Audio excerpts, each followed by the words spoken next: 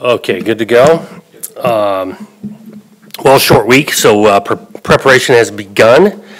Practice today, and I thought the guys rallied pretty good. Pretty good energy this morning at practice. Recapping, a couple of thoughts after watching the video, Washington State. Yeah, I just think that, the margin for error, and against a really good team that's playing really well, we just had too many self-inflicted to make up a difference on that. Give you a couple examples. First long ball touchdown, we don't got a guy within 8-10 yards of him. Well, we're not playing the coverage correctly, and that's on us. First drive offensively, we go down, get a couple of good decent runs, turns into 3rd and 2. We can't execute a toss play between the quarterback and running back. 3rd and 2 turns into 4th and 8. That's self-inflicted, and that caught up to us, losing by 3, and field goal goes off the upright to go in. I mean, I said it after the game. I give those guys some credit. I thought the quarterback played really well. Receiver making multiple plays for him. I mean, there's some contested plays that they made that separated the game, but we got to tighten up ours, self-inflicted wise, to give ourselves a better chance against good opponents, and we're going to have to do it because we got a good one coming in here on Friday. Got a bunch of respect for Kyle Winningham, that program, what they've established and sustained for a long time. Going to need Beaver Nation in a big way. Need a home field advantage Friday night. This place needs to be packed and rocking.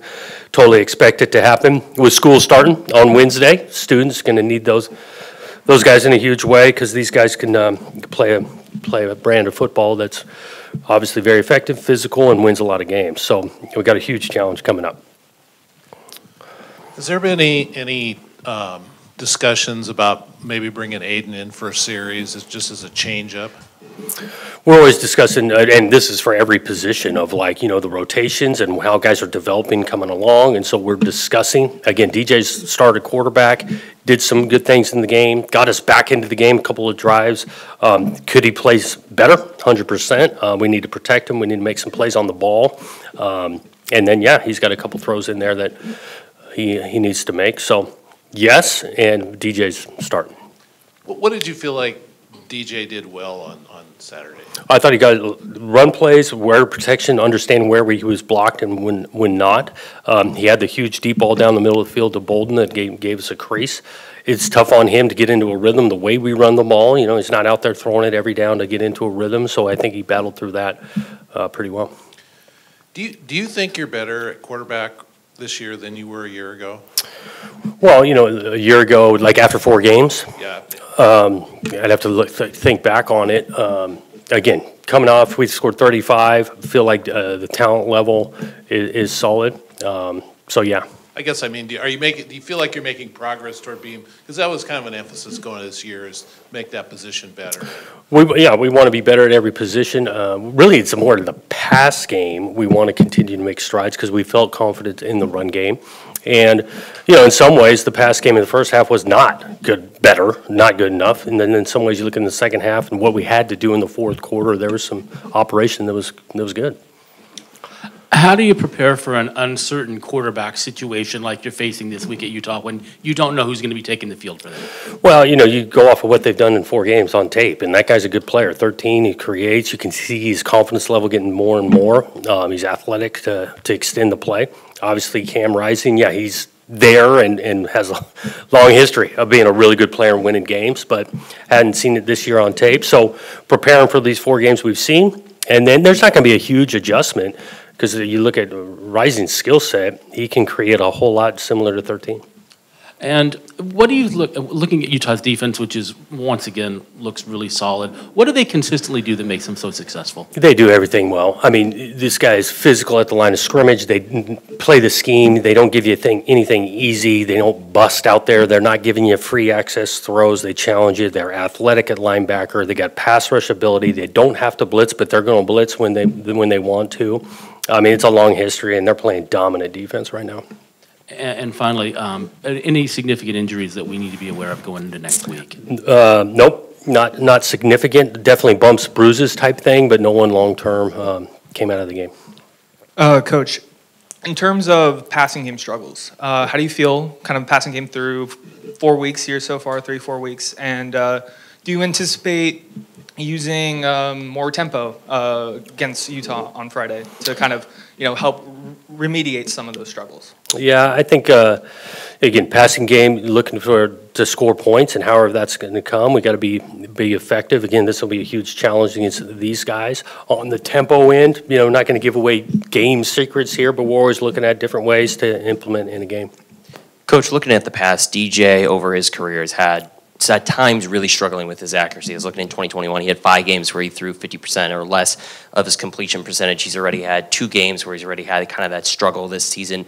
What are you seeing in the film with him that's really holding him back when it comes to some of those throws that he's just missing, he's overthrowing, or the timing with the route is off? What are you seeing as a coach right now? Well, I think on the the numbers, stats, you can spin this thing. I do think he needed to throw incomplete in those last couple of drives to stop the clock. Not there, not forcing it. We needed gain. So those numbers are going to get fluctuated there.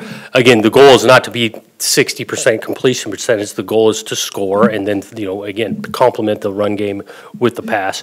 Am I saying that we love being below or 50? No, DJ included, but he's not on his own. Schematics from the coaches in, separation, protection, all of that's combined. There were about 5 or 6 throws last game, obviously excluding the ones where he had to throw it to stop the clock, and there was just nothing there that he just missed, or there was no one there on the route. It just dropped dead into the middle and there was no one there. Do you feel like those 5 or 6 passes that maybe could have been completed last weekend could have potentially made all the difference and potentially coming out with the win, or at least giving a shot in overtime? I think that all the small things matter in a 3-point game. There's no question. Again, specifics, play design, we're going to throw some incompletions, but when you lose by 3, yeah, there's a bunch of plays that can make a difference. I know that obviously Pac-12 play is here. 1 loss already in Pac-12 play. Every win matters, especially now that you guys have started this 0-1. Are you guys heading into this Friday matchup looking at this as a must-win situation, knowing that if you guys go 0-2 in Pac-12 play, that a shot for the Pac-12 championship is going to be that much harder to get to this year? Every game we go in with the same mentality. It's must win. There's no panic here. We can prepare well. Got to play aggressive. Know these games are going to be tight, and go out and compete on Friday. First time facing some adversity like this, and obviously this season so far. How do you feel like, your team responded to this loss, but also what have you learned about them through that adversity? Well, again, I go back to the way we practice. I think the response has been great. These guys know how competitive, and you come up short a little bit, you got to go back to work and the process with it. I thought we responded to some adversity. It was not going our way. The way it started in that game, gets in the middle of the third quarter, we're down quite a bit. These guys responded, kept on battling, and we're kicking on side toward the end. So the response showed in Saturday and today's practice. Couple of play calls. What was the thinking on the 4th and 5 where you went for the touchdown late in the game instead of kicking a field goal? Yeah, that close 5-yard line, we had the conversation maybe a little bit earlier, like, hey, if we get to a point where 3 points and then try to onside, but being at the 5, you were going to have to score a touchdown at some point. That was the logic. And then what was the thinking on the 4th and 1 call where you threw over Martinez's head? Yeah, aggressive call, especially the field position. They were loaded in there. I do think we had Martinez in the flat. Of course, the guys up the field on DJ, we were anticipating them pinching more on a short yardage type play. Guys up on the field, we don't get it executed. I will say, give the defense some credit. Didn't convert 4th down, 3 plays. Field goal came in and missed. And so back to the response, I thought that showed a little bit of this team. A couple things about defense. They had close to 200 yards after the catch.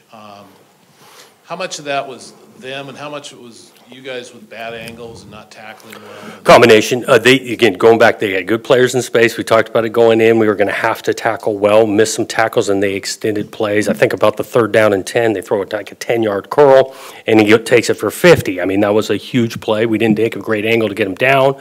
We got guys chasing, but then they got bottled up together, and the guy spun out. Good play by him. Did you feel like the defensive front played? Did they play okay, or it didn't seem like you get enough pressure on Ward? Yeah, okay. I think that we do. You want to make this quarterback uncomfortable. And again, I go back. You got to give these guys some credit. Quick throws some of the time. When they wanted to take the launch, protection was there. We needed to make him more comfortable. We didn't do it. Coach, the 2 personal foul penalties, did you look at it and see were those appropriate calls in both instances? Definitely, we looked at it. I think Tolley's was a tough call, not all the time called, but sometimes, he's just finishing a guy that he'd already knocked on the ground. Coop, that was blatantly after the whistle.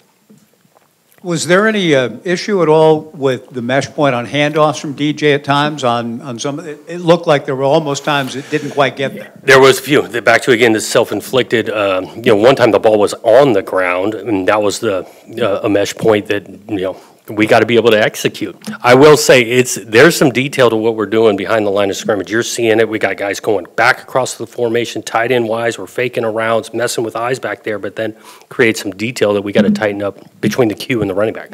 In terms of the running game itself and DJ's part in that, it looked like he was pretty comfortable making some decisions and running hard. A lot of yards, it looked like, for him running the football. He did, yeah. And we had some specific called runs for him that he executed well, blocked well, and we want to continue that package because he can be a threat that way.